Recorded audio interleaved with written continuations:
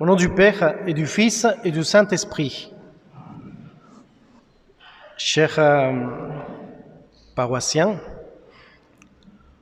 nous avons vécu ces derniers temps qui ont marqué la vie de notre paroisse, la vie de toutes les paroisses, qui était ce temps de Noël, qui nous a invités à vivre et à remémorer la naissance de notre Sauveur.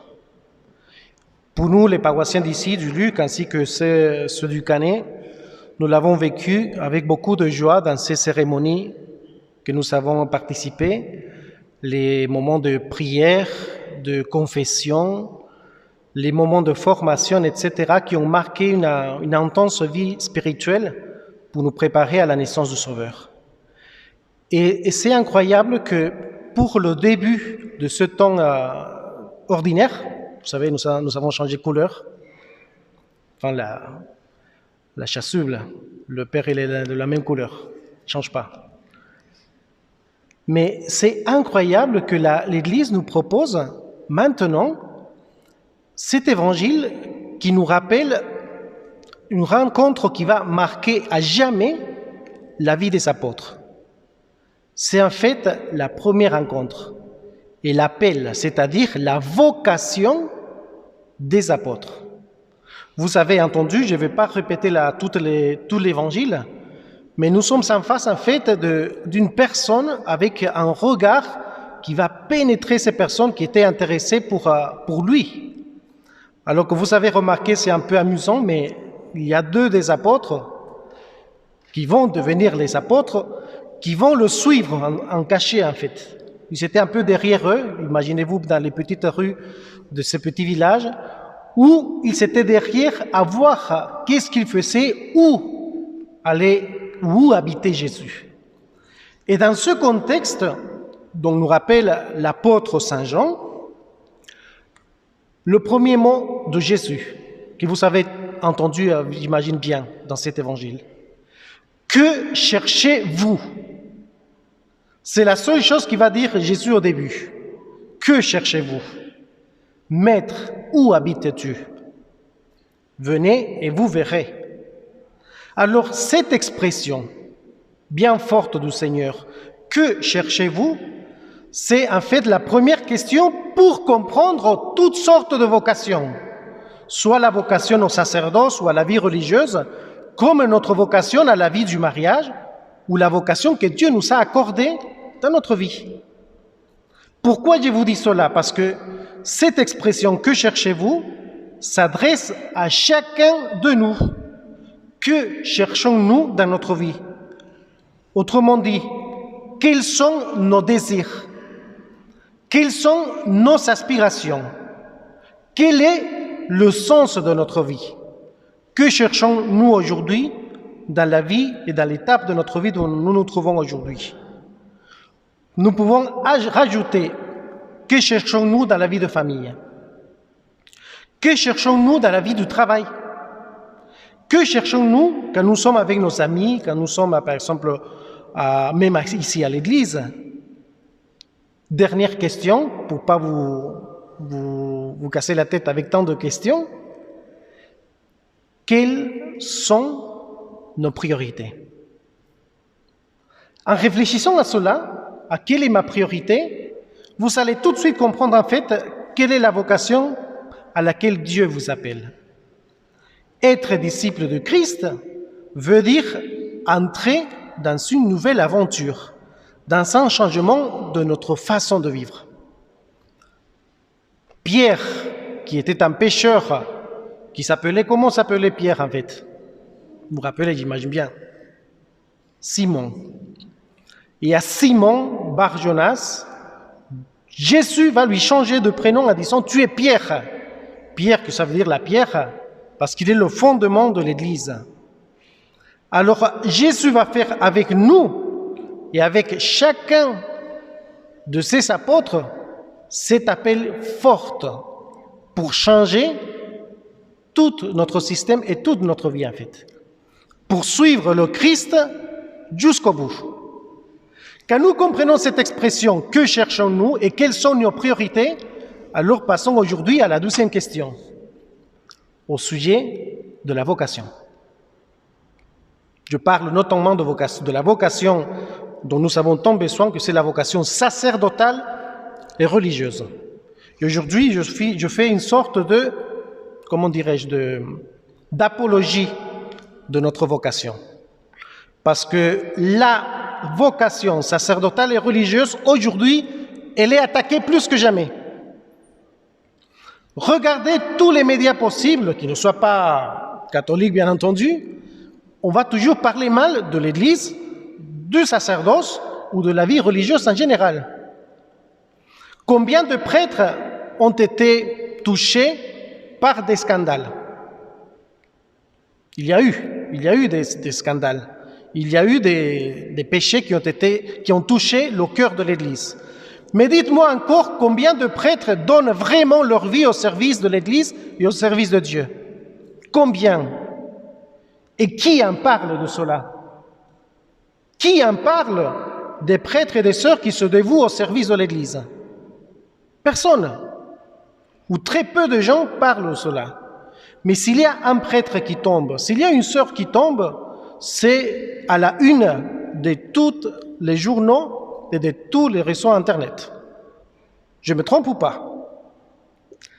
C'est-à-dire que nous sommes attaqués.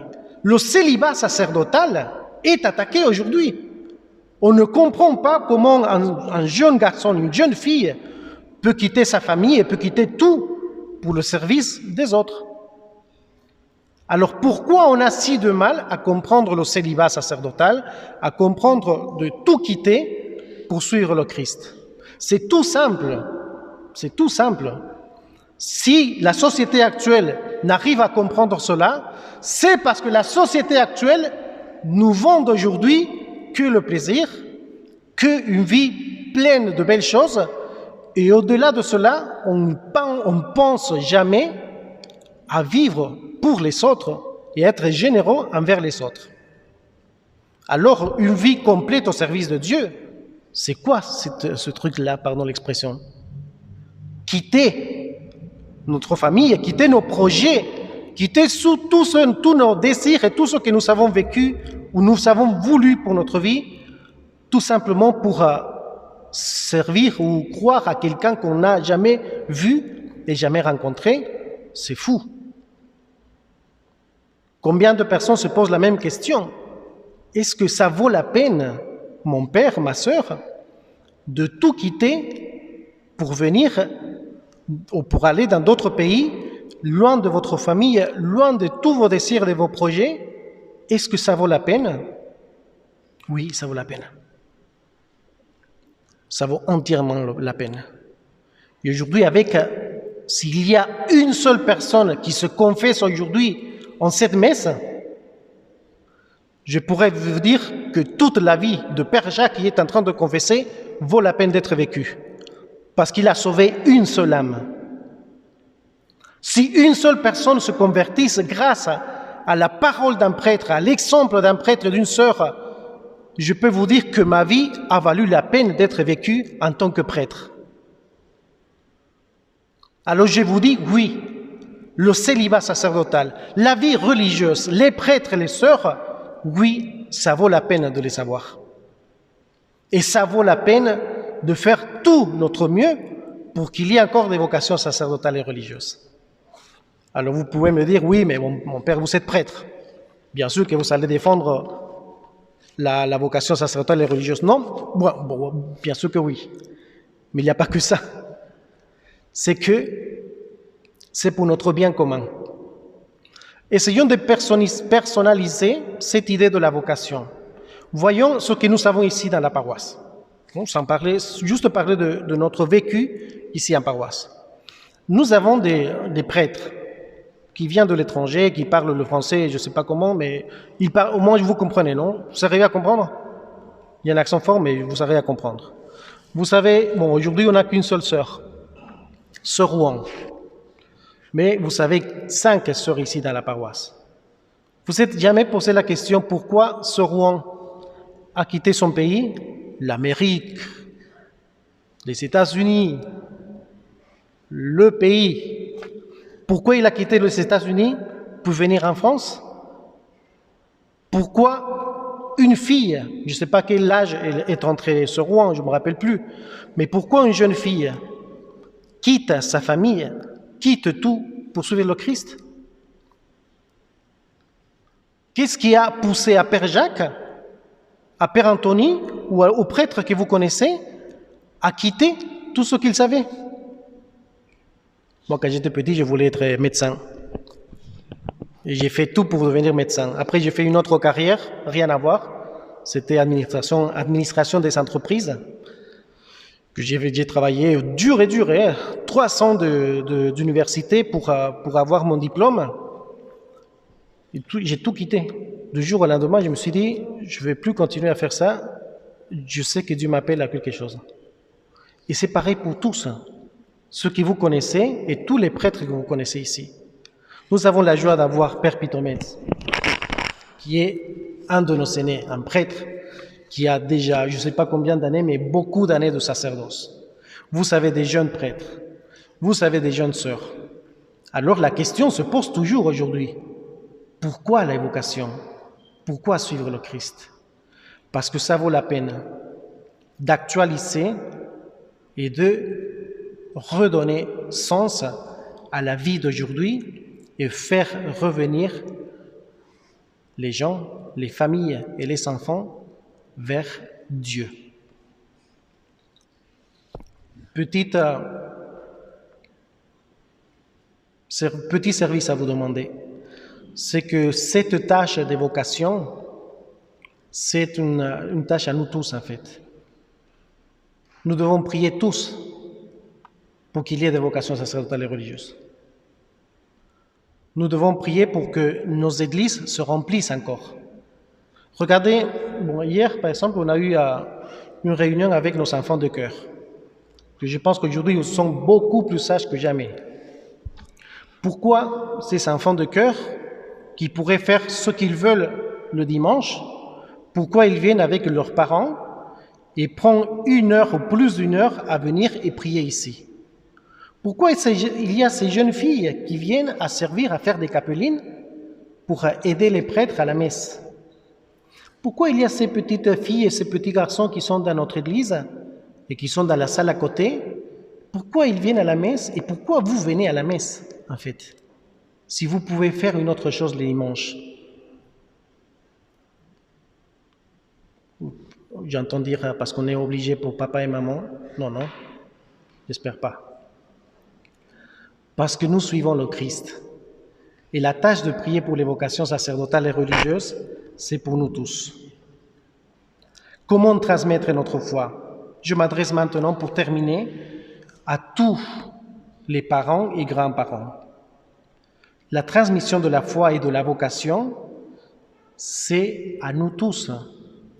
Si vous ne priez pas avec vos enfants, si vous ne transmettez pas la foi, si vous ne priez pas avec vos enfants pour les vocations sacerdotales et religieuses, qui le fera? Ce n'est pas quelque chose qu'on va apprendre à l'école, sauf s'ils sont dans une école catholique, bien sûr. Mais sinon, on n'apprend pas cela à l'école.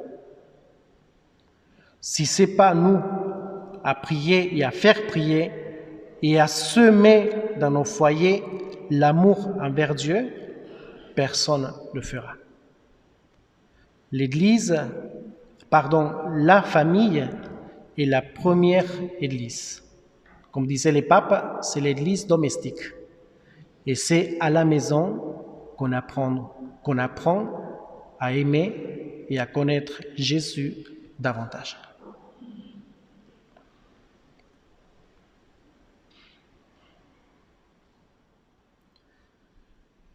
Chaque année, ici dans notre église, beaucoup d'enfants reçoivent le sacrement du baptême. D'ailleurs, il y a quelques jours, on a eu les baptêmes de 2 petits jumeaux, vous vous rappelez? Beaucoup d'enfants reçoivent ici le sacrement de la communion, confirmation. Sœur Rouen, elle a fait ses vœux perpétuels, si vous vous rappelez, ici dans notre église. C'est ici que toutes les grâces sont accordées par Dieu. Mais ces grâces sont données par les mains d'un prêtre. Par les mains d'un prêtre. Ce sont ces mains qui pardonnent les péchés, je vous rappelle. Ce sont ces mains qui font verser de l'eau sous la tête des enfants en disant « Je te baptise au nom du Père et du Fils et du Saint-Esprit ». C'est la main d'un évêque qui va consacrer les prêtres. C'est la main de l'évêque même qui va confirmer les enfants dans leur foi. C'est nos mains, la main de chaque prêtre, qui sont données pour que vous receviez toutes les grâces de Dieu. Alors, j'étais un peu long aujourd'hui, je suis désolé. Je ne parle pas beaucoup souvent, mais aujourd'hui, c'était l'occasion de parler de la vocation. Simplement vous dire pour terminer, prions sans cesse pour les vocations. Nous perdons des vocations, surtout dans les pays occidentaux. Il y a beaucoup de vocations dans notre pays, mais c'est à nous de prier pour qu'il y ait plus de vocations et pour qu'il y ait plus de prêtres et de sœurs à nous faire comprendre la parole de Dieu et à nous transmettre les valeurs de notre foi. Cette grâce, nous la demandons à la très sainte Vierge Marie, que des jeunes garçons et que des jeunes filles entendent la vocation, l'appel du Seigneur, et qu'ils acceptent, et qu'ils disent « Me voici Seigneur, je viens faire ta volonté ». Au nom du Père et du Fils et du